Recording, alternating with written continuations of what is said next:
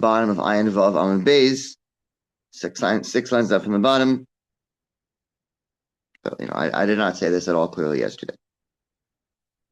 So the Gemara says, Iked Amri, those that say Amar Ula, Ula says Amar Yochanan, Yochanan says, Or Mitzdarif L'Basar, that skin combines with flesh. That is, if you have some flesh and some skin that covers most of the bone, then that's called having enough flesh and the animal is healthy. But you can't have mostly skin. The other opinion said skin is the same as flesh. You're saying that the skin combines with the flesh. You still don't have mostly flesh for it to be good. So it's Mamar or Mashlim Labasar. Why don't you say language of or that skin completes the flesh? Mar was the master say or Mashlim Labasar. That skin adds on to it. So this is the opinion says you need mostly flesh. First opinion says that they combine together. You need half and half. And now he's saying, no, you need mostly flesh. First opinion said half and half is okay. This opinion says you need mostly flesh. Why don't you say you need mostly flesh and only a small amount of skin? Amalei said back to him, Ana Uvdida, I know an episode. That who Bar Gozla, you had a pigeon, have a baby Rabbi Yitzchak in his house of Yitzchak, Dormant Star of the Basar, have it was half and half flesh, half skin. Pasuk came to Rabbi Yochanan, came in front of Rabbi Yochanan, Rabbi Yochanan said it's kosher. Amalei said back to him, Bar Gozla come out, you're talking in case of a pigeon. Bar Gozla the Rachich, Shani. That a pigeon's the skin is very soft, and that's where we'll say that the skin will combine. Even if it's half skin, it's okay, but normally we won't say that. Hanu Gidim Rachim Das Likamed Rabba, you have the soft sinners that came in front of Rabba. Rabba says, Lamai Nichashlu, what are we going to worry about it? Chada number one, Damar Rabbi Yochanan said, Gidim Shitov and the Hakshos, any sinews that are going to get harder in the Karban Pesach, Nimnim Alayim Pesach, you can be counted on them at Karban Pesach. Rule is, Karban Pesach, every person who's joined together has to have a kazayas of basar. So you said divide up the animal. I'll take the first kazayas in the leg and the second kazayas, and divide up the whole animal.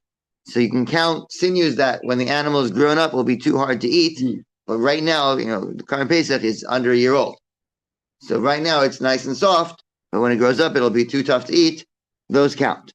So you see that sinews count as flesh. And furthermore, the Torah was concerned about the money of Israel. You shouldn't be stringent for no reason. When you're able to be lenient, you should be lenient.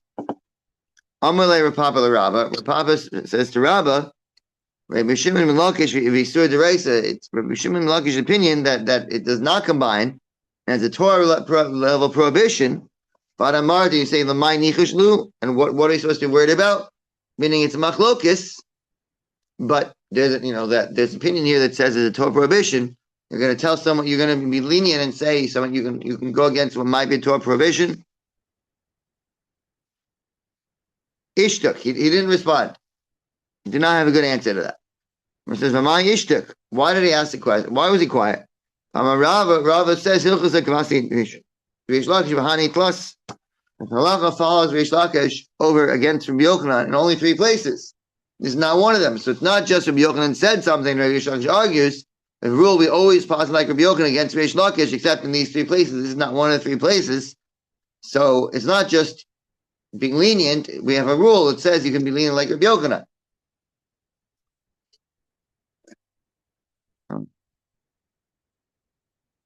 Right. When answers Shani Hacha, this case is different to Hada Rabbi Yochanan the Gavi Reish to Reish Lakish. Rabbi Yochanan himself changed his mind and followed the opinion of Reish Lakish. It's not a case of Rabbi Yochanan versus Reish Lakish. They both agree it's Aser, and that's why you should have said Aser here. You shouldn't be lenient like the original opinion of Rabbi Yochanan, because he himself changed his mind. So now it's sort of 2 against 1. Rabbi Yochanan and Reish Lakish against Rabbi Yochanan. Old Rabbi Yochanan against the young Rabbi Yochanan. So, just because someone changes their mind doesn't mean their opinion is drawn necessarily, but practically Rabbi Yochanan changed his mind, so we're not going to, why should we follow Rabbi Yochanan? The Amar because we had a conversation between Rabbi Yochanan and Reish Lakish. He says, Al takniteni, don't get me upset. I have this story as an individual, meaning it's only one opinion says it combines. And we had an episode where someone said they combined, but that's only a single opinion says they combine. The majority of rabbis say that the skin and therefore also the sinews will not combine with flesh unless it's just a small percentage. Ahud nishbar etzem. You had a case where the bone was broken, and it was broken so badly it was sticking out through the skin, or at least of the normal leg parameters. Tishtachal kartisa mineh, and a bit of bone was removed from it. Asla kameid abai. They came from Abai. Sharish plus Wrigley. He kept it 3 Yom Tovim, meaning they used to gather on Yom Tov. They kept it around for 3 Yom Tov and tried to figure out the halacha. And he was struggling with it. Amalei Rav Ada bar Masne, and Masne says, Zil Kameda Rav, a good friend of Rabbi Rav Yosef, Bar Chama, that his intellectual capacity, literally his knife is sharp. It means he himself is a strong intellectual capacity, he can figure it out. Also coming in front of him, I said, Michti, hold on a second. The Mishnah says if a bone broken sticking out. Mali Nafal, what difference make it fell off? Mali Isay, if it's still there, it should still be a problem. As long as the majority of the flesh is covering it, you're okay. Amalei Ravina LaRava, Ravina said to Rava, Mislakit Mahu. What if you have majority of the flesh is covering the bone, but it's all spread out? It's not one large chunk of flesh. You have little dots of flesh all over that add up to majority. Misroses mahu. Misroses is when it's little bits. It's like little strings of it covering the bone. Mismases mahu. What if it's all rotted but still covers most of it? Amar Rav Huna Braid of Yeshua. And it says the name of Yeshua, Kol Sharofe Kodro. So I skipped a line. Hechidam Mismases. What does mean Mismases? What do we call Mismases? Mivuna Bereder of Yeshua, if it says the name of Yeshua, Kol Sharofe Kodro. Anything that the doctor is going to remove it, that's the definition of Mismases, which is part of our gap. We're not sure.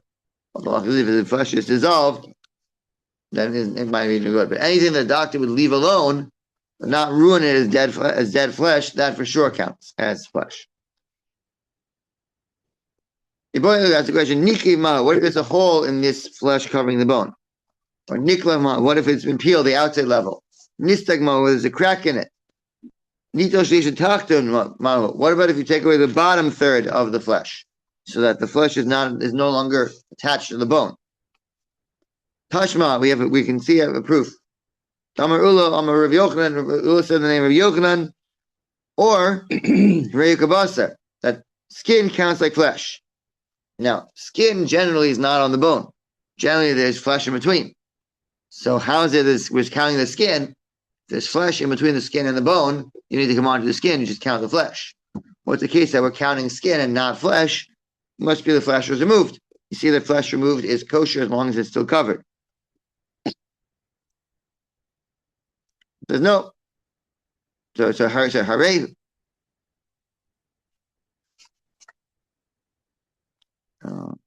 Right. So you see the flesh counts, the skin counts the flesh. So even if you remove the flesh, it's still good as long as it's covered.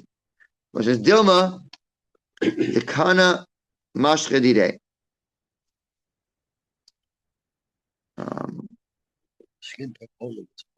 Right, meaning the skin that got attached to the bone, even though normally there's flesh in between. In this case, like it's kosher, the skin got attached to the bone, and it's still set up. It's still covered properly. Omar Rav Ashi. Rashi says, Kievinan, when we were Bei Rav Papa in the Papi, or school of Rav Papi, he asked the question, Niktar in Tabas, if it was cut a hole out of it, so it's shaped like a ring, Mahu, what's halacha? And I gave an answer based on the following. Rabbi Yehuda Amarav, he said, I asked the sages, and the doctors, they said, scratch the bone, and it will heal. Rashi explains, if you scratch the bone will start bleeding, leaking some marrow or something. That marrow will trigger a response in the body to start making the flesh grow, and then I'm going and covering you back again. Malucha gets better. But with iron, don't use it. Use your fingernail. Don't use iron, because iron, I don't know the exact translation here, but it causes infection. It sort of burns as it leaves. So you can't use iron to cut to scratch the bone. I'm a papa vahu the kana garmi today. And that is, you see that when you're scratching the bone, then you see that it has a, what's it called? It has a strength to connect. The cold in its own. Right. Now the bone itself is attached to flesh. That's when scratching it can encourage growth. Yeah. But if the flesh around the bone itself is loose, it's not going to do anything. Okay, next Mishnah. Hashochin es habehema. Someone saw as an animal, umatza ba'ashilya, and he found it in a placenta. Never ziyafatach lenu. Someone who's not sklimish can eat it. Not exactly the most appetizing food, but somebody who's not sklimish can eat it. It's kosher. The enamatama, and it's not tame, lo tumas ochlan, it's not tame as food, because most people wouldn't eat it. Only something that is by default considered food is automatically considered food that it can become tame. But anything that the majority of people wouldn't touch, it could be the vast majority of people wouldn't touch it, but generally it's thrown away, then it's not considered food unless someone decides it's going to treat it as food. So it's not tame as food, and it's not considered to be flesh of a live animal. So if the mother was killed but not slaughtered, it would not be an nevela. Not part of the mother, it's not an nevela. If you thought about it, he said, I'm going to eat this. Matama Oakland. So at that point, from then onward, it can become tame as food because you've made it as clean food in your mind, but it's not going to make tame of nevelas, of a dead animal. Meaning it still hasn't let the status of it as a dead animal hasn't changed. It changed the status with regard to eating it, but in terms of the animal being dead, it's not considered to be a dead animal. It says that, and the Mishnah said this,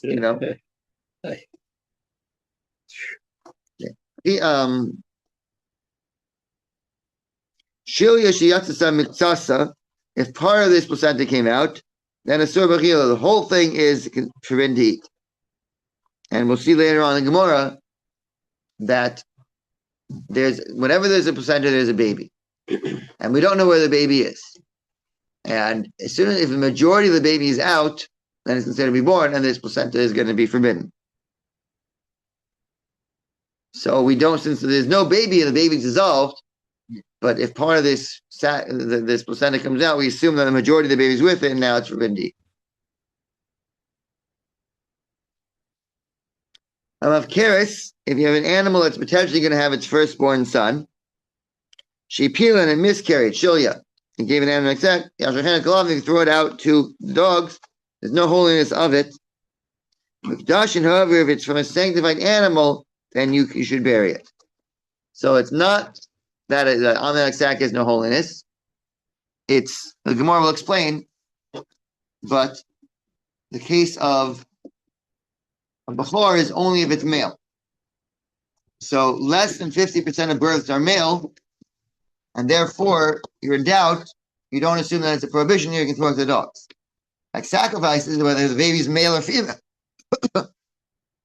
It's got to have the holiness of the mother, and therefore you have to bury it. You assume it has holiness, assuming that whatever it is, something that could be holy as a carbon, and so you have to treat it with holiness and bury it, even though you don't know exactly what it is. Do not bury it at crossroads. Do not hang it for a tree. These are the ways the Amorites They use them either for magical purpose, or religious purpose, or if just they thought it was good luck or something. But we don't do that.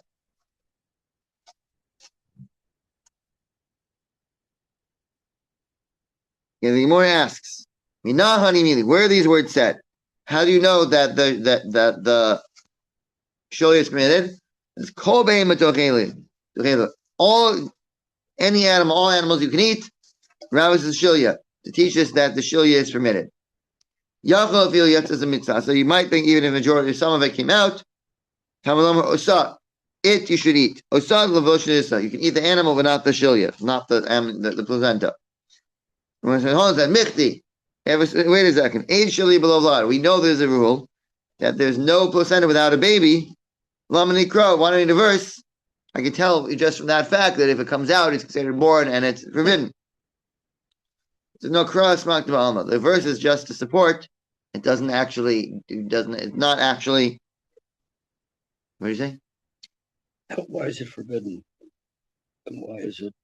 Meaning, we don't need to learn from the pasuk that when the ammonite sac is partially out, not the ammonite sac, the placenta is partially out. From logic, we know that's called born, because we know whenever there's a placenta, there's a baby. If there's no baby here, the baby is dissolved. Second part of the amniotic, the part of the placenta comes out. We assume that possibly the majority of the baby was with it, and it's going to be forbidden. So then we don't need a verse to tell us that. From logic, we know that.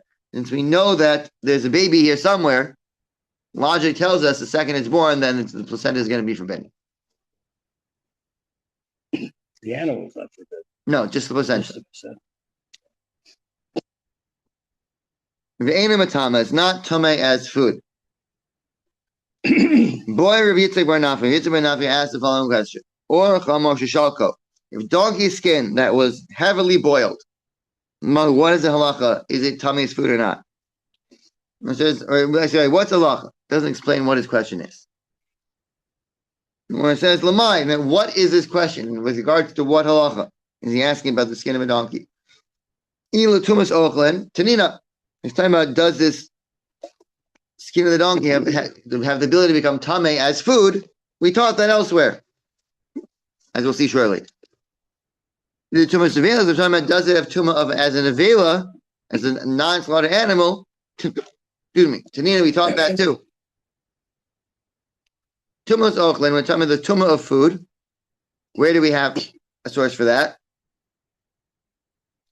The Tanya says in the Brisa, or the skin, Vashulya, and the placenta, Aimatam and Tumas ochlen, ad shishalku, are not tamei as food until you boil them. Once you boil them, then they are considered food. The shilya and the placenta, if you thought about it and said, I'm planning on eating it, from that point onward, it can become tamei as tuma of food. So you see that skin, if someone intends to eat it, is considered food. And it says, tumas avelos, we have a source for it, that tumas avelos about the placenta. We taught that in a brisa, v'nivlasa, in its flesh, in its carcass, lo ba'or, not on the skin, lo b'tamos, not on the bones, they're not tamei zavela, lo b'ginim, not on the sinews, lo b'karnayim, not on the horns, lo b'talafim, not on the hooves. All these things are not flesh, and therefore the animals zavela, none of them are included. V'amar Rabba bar Huna says, no nitzricha ella shasan sika kidera. The case you're talking about is when you made them, you cook them heavily and made them edible. That's where you say that if someone has intention to eat the skin, then that counts as that makes it into food, and it'll be tamei. It's already been set up; it's soft enough to eat. So, Right? You said they can't eat it when it's tamei. So, Well, two different cases.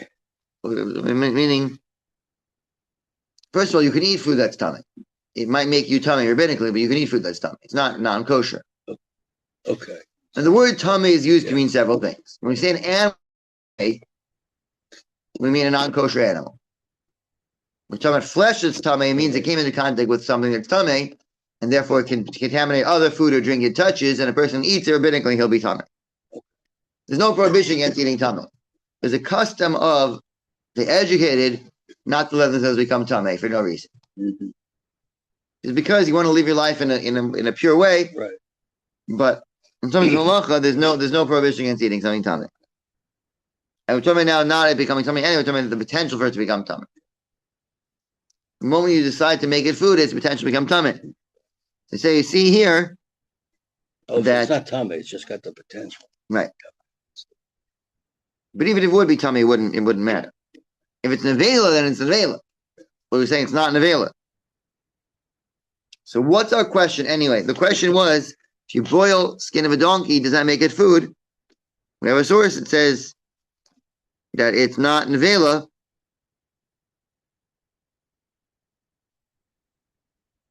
And it's food only if you consider it food. But if you consider it food, then it is food. It says Leolam Tumazochlin. Really, we are talking about the tomb of food. And still, we have a question. Rashani or the Mechamor Demois, that the skin of a donkey is different because it is disgusting. So even if you boil it heavily and make it soft enough to eat, it still doesn't make it food necessarily. As opposed to other skin is considered food as long as it's edible. Considered food. You have to might have intent to eat it, but intend to eat it and it's edible, it's not kosher. Just being to show that I don't know why he left it here, but he got 200 of them for $100, under $100. He gives them to poor people on the street whenever he sees them. Who is he? Len Berman. His yard site today. Oh. So I don't know why he left it here, but anyway, okay. Next section. Shilya Shiatasa. We're almost done with the parak. You have the placenta that came out. Amar Belazar, Loshana El She'enim Avlad. This that we say that placenta is considered to be born, that when you assume there's a baby that dissolved with it, that placenta came out, you assume that it's already born at that point. You can't eat any of it. That's only true when there's no baby in it at the same time. But if there's no baby with it, so if the baby with it, you don't worry that there's another baby that's attached to the placenta, so the placenta somehow comes out before the baby, then since the baby himself is not born, you could eat the placenta is for sure not tummy. Because you see that when there's a baby somewhere, then you see in the placenta and it goes together with the baby, you don't worry that there's a different baby that already came out. They eat it. Right. Not to be read during a meal. Rabbi Yochanan Amar, says, Bein Einim Avlad, whether it's not with baby with it, Bein Yeshim Avlad, and whether there isn't another baby, Choshin Avlad Acher. We do worry about another baby, and so when the placenta comes out without a baby, and you say, no, maybe there's another baby attached to this placenta, and therefore you can't eat it. Because it might be born already. Even just a little bit of it came out, maybe that the majority of the baby came out at that point. Cannot eat any of that any of the placenta at that point, because maybe there's a baby already out.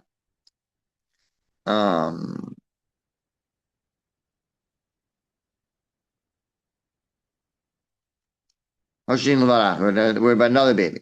Ini, is it true? Amar Rabbi Yirmiyah. Amar Rabbi Yirmiyah. L'chumra Amar Rabbi Lazar. That Rabbi Lazar is more stringent than Rabbi Yochanan. According to the version we have, Rabbi Lazar is more lenient than Rabbi Yochanan. What we said is that Rabbi Lazar says you don't worry that there's another baby, and therefore the placenta is permitted. And Rabbi Yochanan says you do worry another baby, it's prohibited. We have a tradition that Rabbi Lazar is more stringent than Rabbi Yochanan. So how can it be? What's the real rate of flame discussion? Can't be that Rabbi Lazar here is more lenient than Rabbi Yochanan. So what exactly is Rabbi Lazar saying?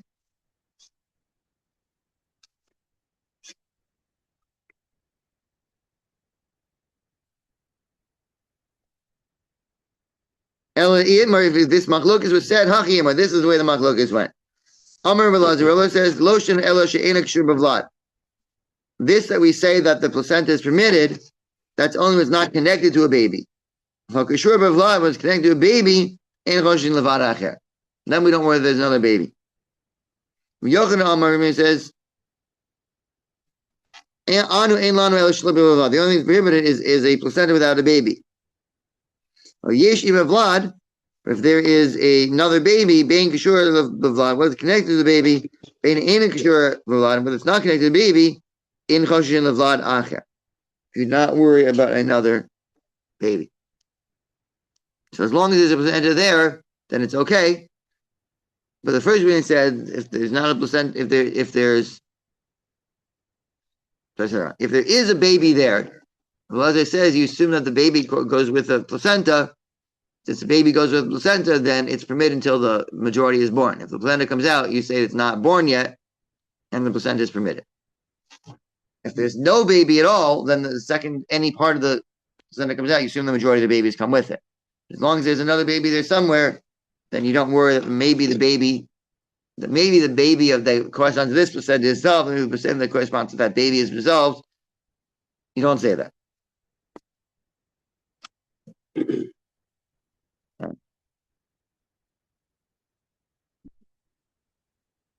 That's now that Rabbi Yehuda says, Rabbi Lazar was on the stringent side. Tanya Grassi Rabbi Lazar, we have a brisa that teaches like Rabbi Lazar.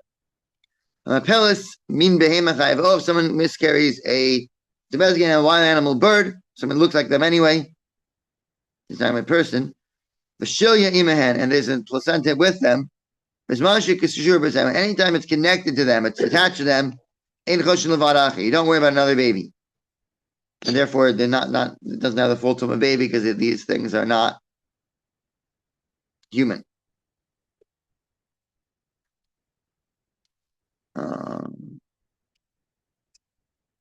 If the placenta is not connected to them, then hareini matil ala chomer shnei vlada.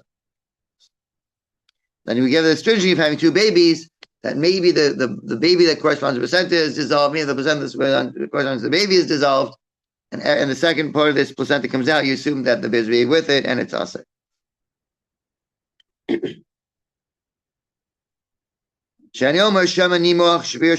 Perhaps the ammonite sac corresponding to the placenta has been dissolved. And the placenta that corresponds to the ammonite sac has dissolved, and therefore that these baby and placenta do not correspond, and the second any part of this placenta has come out, you assume the baby came out with it, and they'll be tumah, and it'll be forbidden to eat. Okay. Mishnah said, if an animal is potentially giving birth to a firstborn son and gives a miscarriage, you say you can just throw it to the animals. My time, what's the reason behind that? If it's really a firstborn, then it should have the holiness of a firstborn. So Amar Rav Ika Breda Rav Ami, he says the name of Rav Ami, Ro Behemos Yoldos Davar Kadosh B'Bechora. Most animals, when they give birth something that is potential to be holy as a baby. Mi Behemos Davar She'eno Kadosh B'Bechora. And some animals give birth to weird shapes that cannot become tummy as they cannot. They are right. A small percent give birth to something that is not sanctified as the firstborn. Remind you, what is it that's not sanctified as the firstborn? Nidbe. Nidbe is something that looks like a sheep. It's a sheep. It looks like a goat. Is a goat looks like a sheep. Some hybrid. So hybrid animal is not sanctified. Yodos, and anyone who gives birth, Yodos Mex is the one who gives birth half male, Mex in the cave is half female. So if it's just male and female, it's 50-50, you'd say be stringent. When you add on the very slight percentage, 1 in 1,000, whatever, gives birth to some weird looking animal, that makes the majority of the potential animals that this mother gave birth to are not animals that obligate in Bechor. So since the majority says that it's not a Bechor, you can throw it out because some are female, some are male, and even the ones that are female, it might not look like an animal. It might not. What's it called? It might not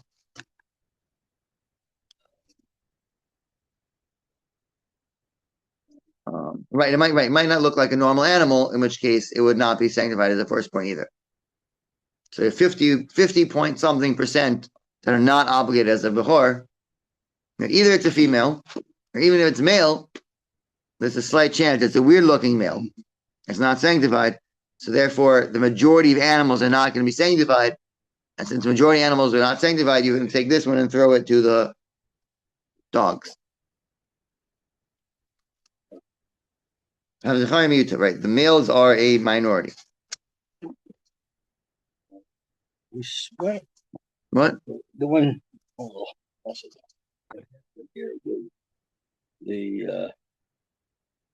the woman gave birth to something odd looking. And here's an animal giving birth. Yeah. We've gone back and forth between women and animals. But right now, it's an animal. Well, I use the term woman, so I didn't know.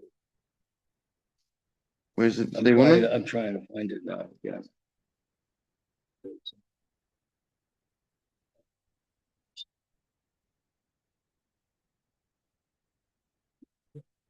In the previous case, we're talking about a woman.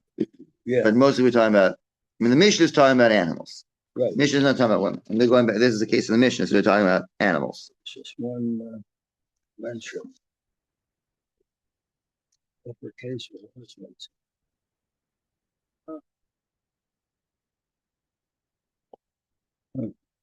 Okay. Oh, yeah, here. If a woman aborts a fetus resembling a type of domesticated animal, wild animal, or bird. Right.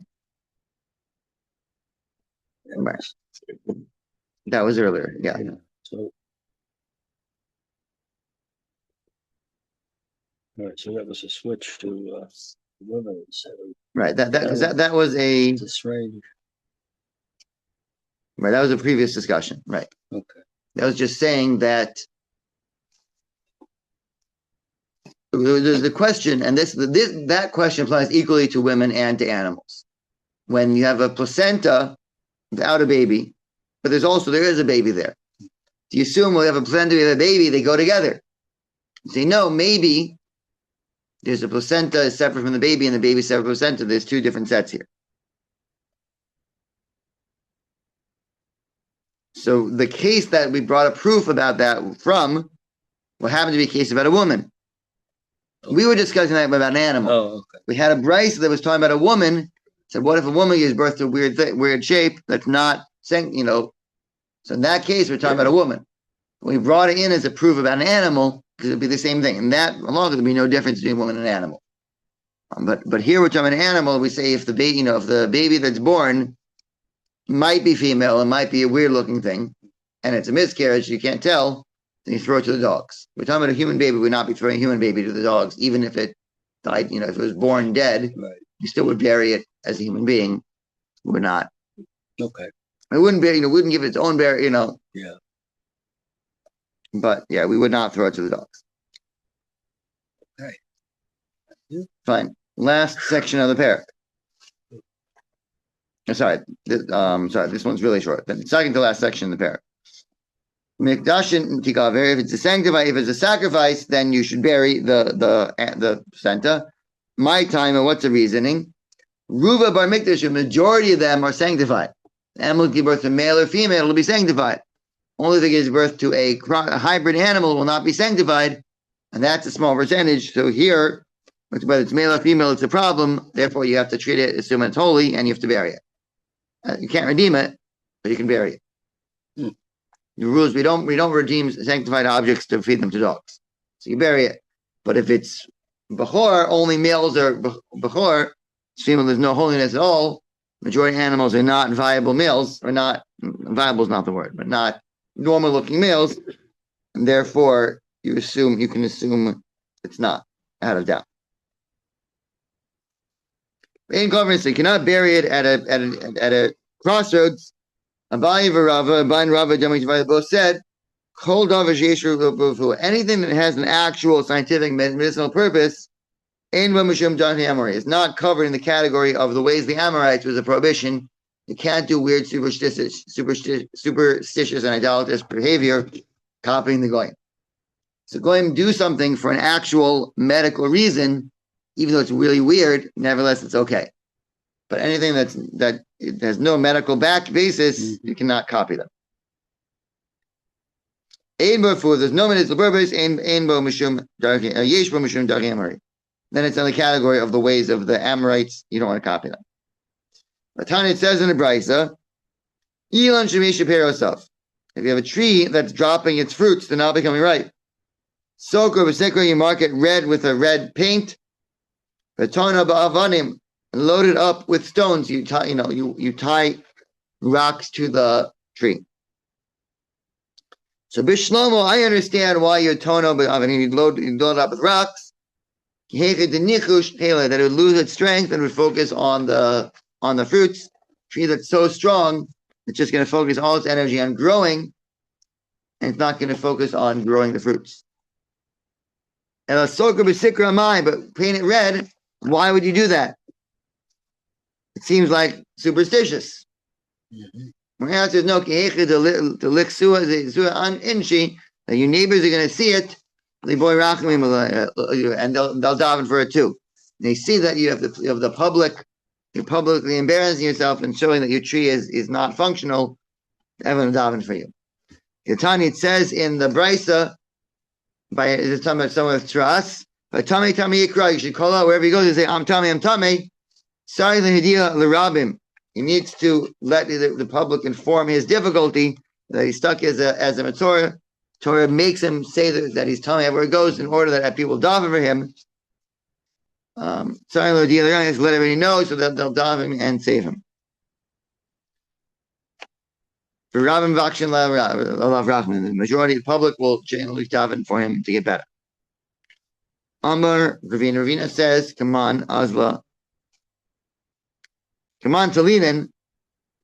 According to which opinion do we hang Kuvza B'dikla, some kind of dice on a tree? Come on, like whom? Like so dates. Cluster of dates. Yeah, sorry. Sometimes it means dice, but here it means a cluster of dates on a tree. Why do that? It seems to be superstitious. Come on, like whom? Like this Tana that says that hanging on it makes people look at it and daven, and therefore there is a purpose. It's not a superstitious thing. It is a real purpose to hanging the dates on the tree. Okay, the next mission is really long. Should we start it? But we won't have time to finish it. What? So we've got about 5 minutes. Okay, so we'll get as far as we can. New chapter, new topic. We're done with injuries to animals. We're done with which animals. Right, new topic. And in Chulin in general, every parak is a completely different world.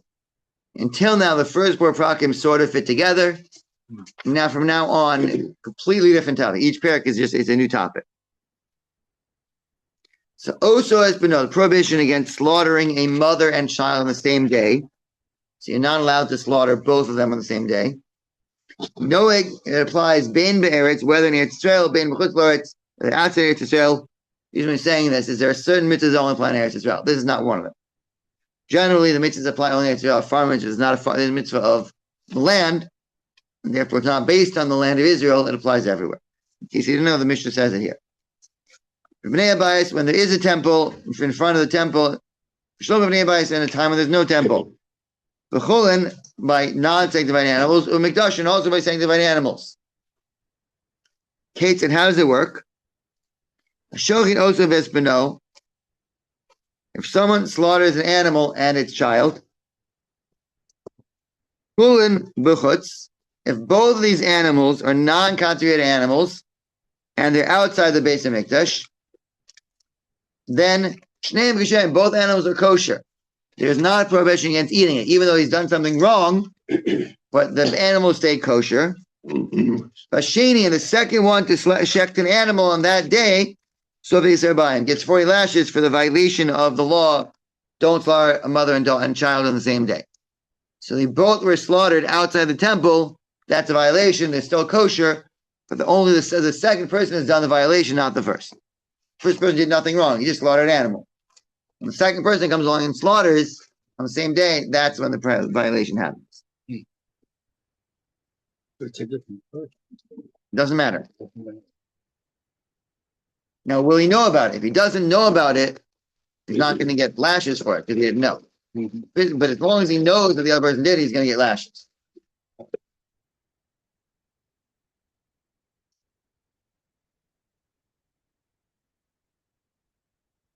Okay. Next case, we're doing all the permutations here. Kachim b'chutz. Someone checks both animals, both of them are constituted animals outside the base of Mikdash. Harishon chayav kares. The first person is liable kares for checking a carbon outside the base of Mikdash. He gets kares.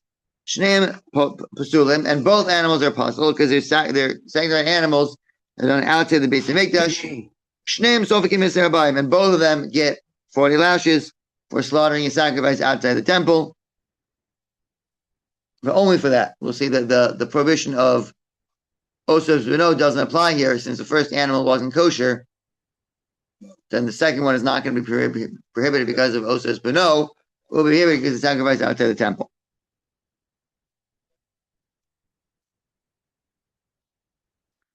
Chulin bifnim. Someone slaughters these animals, non-consecrated animals, inside the base of Mikdash. So I think I think in that case, even the second one might get 2 sets of lashes. It's not. You don't see from here, but I think the second one might get 2 sets of lashes. It might still be a prohibition of slaughtering the mother and child. We'll see it shortly, I think. Now we have both animals were non-consecrated animals in the temple. Shnei and basul, and both animals are puzzle. You cannot eat them because you can't eat an animal that was slaughtered inside the temple unless it's sacrifice. The second one gets lashes. You don't get lashes for slaughtering an animal inside the temple, but the second one does get lashes for slaughtering the child on the same day as the mother, or vice versa.